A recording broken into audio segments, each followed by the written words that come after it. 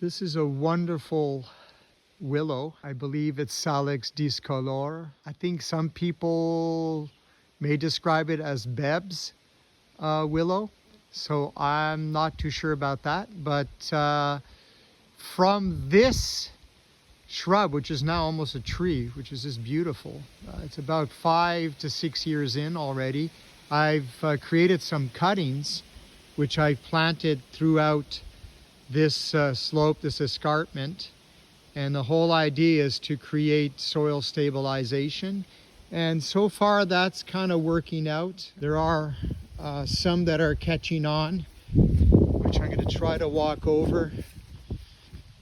In this area here, as you can see, the slope is pretty acute, and almost slipped there in some mud. So here are some cuttings over here, and that comes from the big one over there. I've also experimented with planting some Russian pea shrub, zone 2. Although it's not indigenous, they are nitrogen fixers, and they grow pretty fast, and they're pretty much non-invasive. So I find that the Laurentian ecosystem that we have here is very similar. And I think the Russian pea shrub should fit in quite nicely. And it'll be one of these things when the pea shrubs, there's another one, when they attain a certain size, I'll be able to chop and drop a lot of the stems onto the ground to further build the soil here.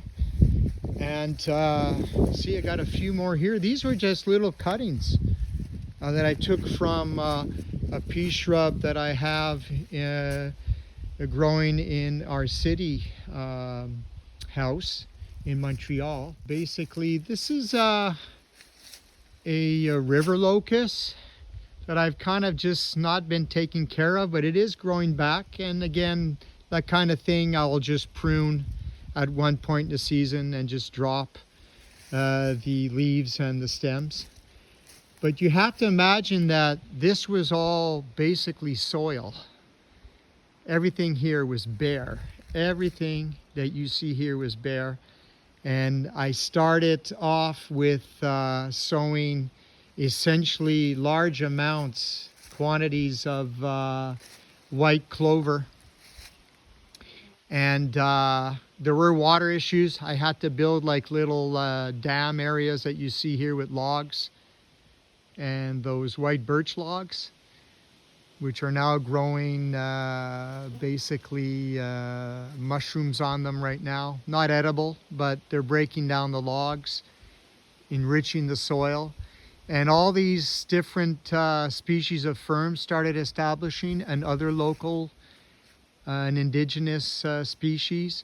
So I'm amazed that after 5 years, everything was basically like this, mud and nothing else. I mean, I kind of started helping the process out, but in the end, Mother Nature brought everything back to life.